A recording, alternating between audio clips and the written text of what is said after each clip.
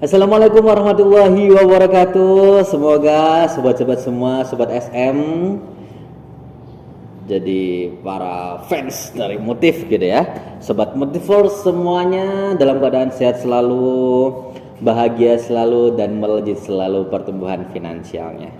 Baik Bapak Ibu, Akang Teteh, Mbak Mas semuanya, di video kali ini kita akan melanjutkan pembahasan kita tentang 15 prinsip daripada mengelola uang.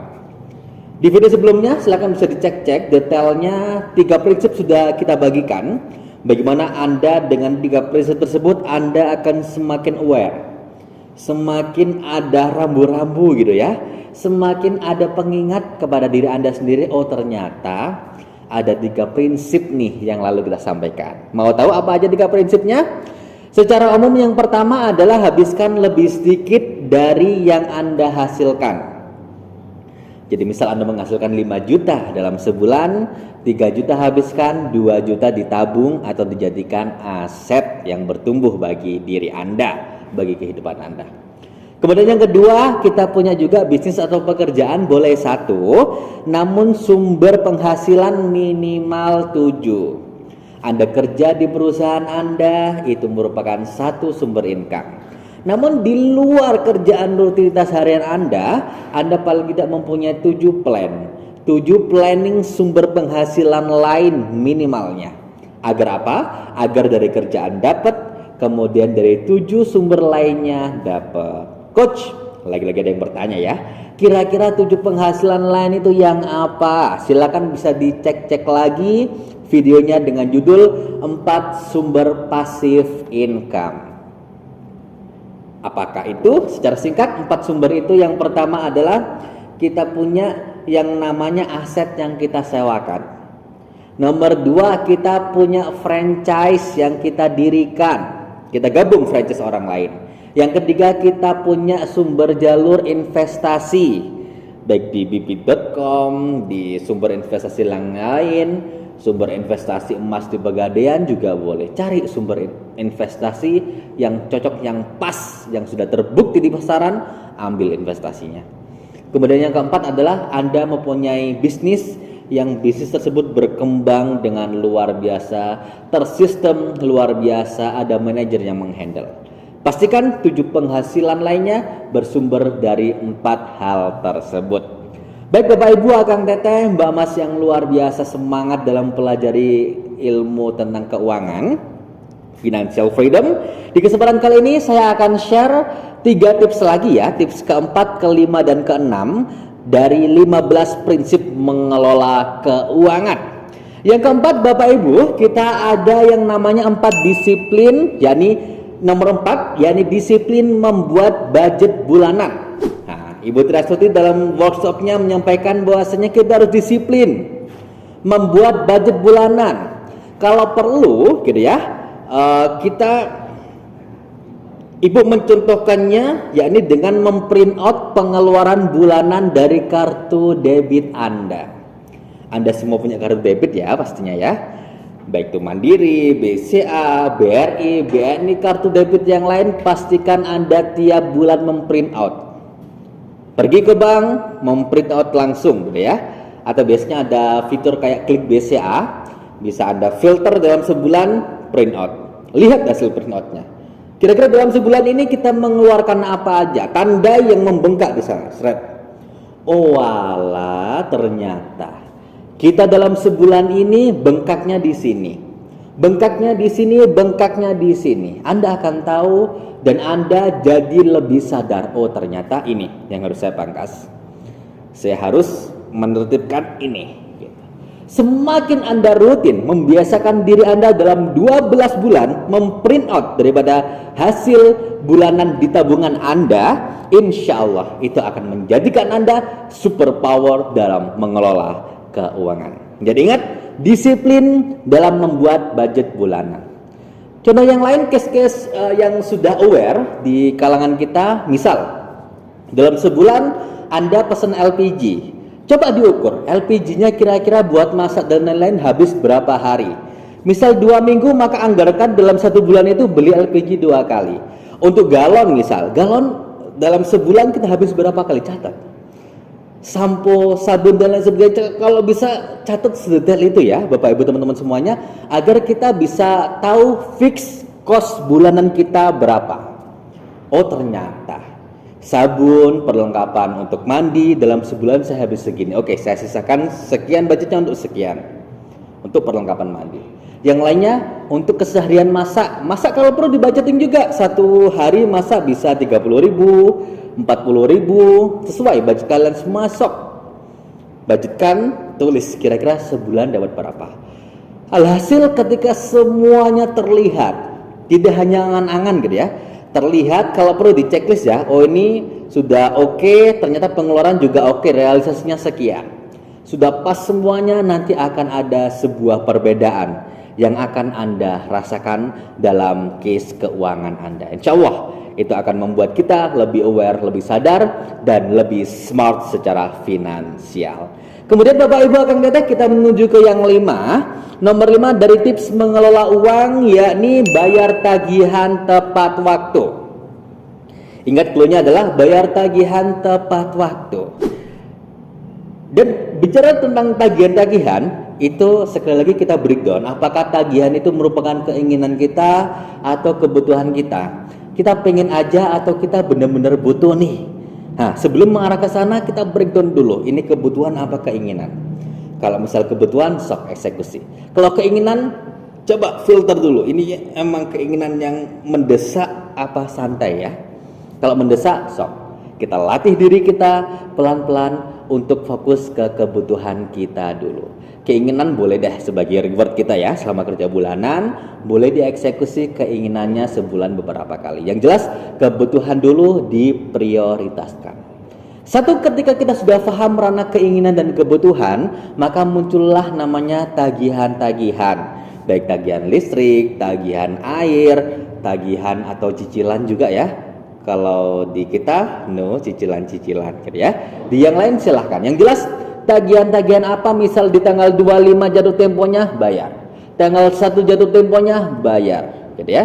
Misal tidak punya uang sama sekali, nah itu pastikan kita juga jeli ya dalam hal itu ya. Kita bisa mengukur gitu ya, kira-kira power keuangan kita dengan tagihan yang kita ambil sudah bisa cukup apa enggak gitu ya. Misalnya tidak cukup, kita bisa nego-nego ke salesnya seperti itu. Gimana intinya di semua materi umum di sini adalah ketika ada tagihan, pastikan bayar tepat waktu biar tidak menjadi tunggakan-tunggakan di kemudian hari yang akan memperkeruh cash flow kita bulan demi bulannya. Baik, kemudian yang nomor 6 kita punya, jangan perbanyak saldo tabungan saja tapi perbanyak aset. Nah ini ya, di salah satu seminarnya Tung Desembaringin di Surabaya ketika itu saya pernah mendengar satu kata dari beliau. Beliau menyampaikan bahwasanya umumnya orang-orang itu adalah menabung. Orang yang tidak umum, orang-orang kaya tidak mau kalau uangnya hanya stuck menjadi tabungan. Dia selalu berpikir, orang-orang kaya selalu berpikir bagaimana uangnya bisa mutar terus, digulung terus seperti bola salju, Bapak Ibu Akang Teteh. Bola salju yang semakin ke bawah, semakin menggulung, semakin besar. Karena kalau kita hanya menabung saja, kita akan stuck di sana uang kita. Maka pastikan kalau Anda mempunyai perencanaan yang matang. Kemarin kalau nggak salah saya menyampaikan 1 tahun. Pikirkan satu peluang apa yang bisa dieksekusi. 1 tahun tabung rutin tiap bulan. Dalam 1 tahun kita otomatis punya tabungan 12 bulan. Tabungan Anda yang sudah Anda tabung, boleh. Untuk awal-awal trainingnya adalah dalam setahun cari satu peluang yang bisa dieksekusi. Boleh peluangnya berupa aset yang Anda beli dari tabungan setahun Anda, eksekusi. Boleh tabungan Anda dalam setahun menjadi sebuah franchise, kan lumayan ya, sebulan 1 juta, kalau setahun bisalah jadi 12 juta gitu ya. Kita jadikan franchise yang harganya 10 juta apa, coba eksekusi. Kemudian kita punya yang namanya investasi, ada peluang investasi nih, emas pegadaian atau reksadana, atau bibit gitu ya, atau apapun sumber investasi yang emang dia kredibel, sok coba eksekusi dengan uang tabungan Anda dalam setahun itu. Atau Anda pengen bangun bisnis, sudah ada modal nih 12 juta. Yuk aku mau bisnis apa? Sok langsung eksekusi. Latihan emang tidak sesingkat, tidak seinstan mie instan ya teman-teman semuanya. Tidak seinstan menggoreng mie ya yang langsung jadi. Namun latihan untuk menjadikan tabungan kita sebuah aset yang tidak hanya stuck uang kita di tabungan aja, itu emang butuh keberanian dan peluang yang jeli di sana. Jadi untuk awal-awal, oke, tidak apa-apa. Kita memaklumi, kita bareng-bareng berjuang untuk nabung minimal 1 bulan sekali selama 12 bulan tidak kita ambil. Di tahun terakhir, di bulan Desember kita ambil, langsung kita jadikan sebuah eksekusi peluang menambah pasif income kita. Lumayan, sebulan 1 juta, 12 bulan jadi 12 juta, bisa untuk mengeksekusi satu peluang financial freedom. Silakan bisa dipilih dan dipraktekkan dari sekarang. Oke, kemudian jadi intinya adalah kalau dalam rangka training di sini Master G Coach kita, Bapak Nurjaya juga sering menyampaikan kepada para mitra dan para agen untuk minimal nabung 10% dari penghasilan. Misal penghasilan kita 5 juta, maka 10% 500.000 tabung gitu ya. Nah, silakan, itu paling minimalnya kita latihan dulu 15%. Bahkan beliau di tiap trainingnya beliau mengatakan seandainya ada 1.000 rupiah pun sok latihan tabung dalam 1 hari 1.000 rupiah. Ini akan melatih sebuah habit baru, sebuah kebiasaan sukses baru yang kalau kita tidak menabung, tidak membiasakan menabung, kita akan merasa baik-baik saja. Misal kita tidak menabung di hari itu, nanti kalau kita sudah terbiasa, kita akan merasakan, oh ternyata ada yang kurang di hari ini. Yuk kita biasakan menabung sejak dini. Mungkin tidak terasa kalau 1 juta, 2 juta, 3 juta. Namun ketika tabungan sudah setahun, tidak diotak-atik, tidak diambil-ambil, sudah ngumpul 12 juta, langsung Anda sudah memikirkan, oh ternyata peluang tahun ini, di usia saya yang 25 tahun ini, di usia saya yang masih muda ini, saya ingin mencoba peluang bisnis ini. Saya ingin mencoba untuk mendirikan franchise ini, karena saya amati dalam setahun franchise ini ramai. Saya ingin berinvestasi ke dunia ini, ke saham ini, karena saya dalam setahun sudah mempelajari betul bagaimana saham ini bergerak. Gimana dalam setahun saya bisa punya aset kamera misalkan, saya bisa punya aset buku misalkan, saya bisa punya aset jasa fotografer misalkan, atau apa. Saya bisa punya aset sewa mobil, sewa sepeda motor, sewa apa.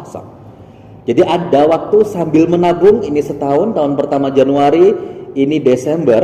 Dalam waktu ini Anda harus bergerak otaknya terus, membiasakan kira-kira yang mau saya eksekusi di akhir Desember ini. Ketika uang saya sudah ngumpul, saya mau eksekusi apa dari 4 hal untuk menumbuhkan passive income.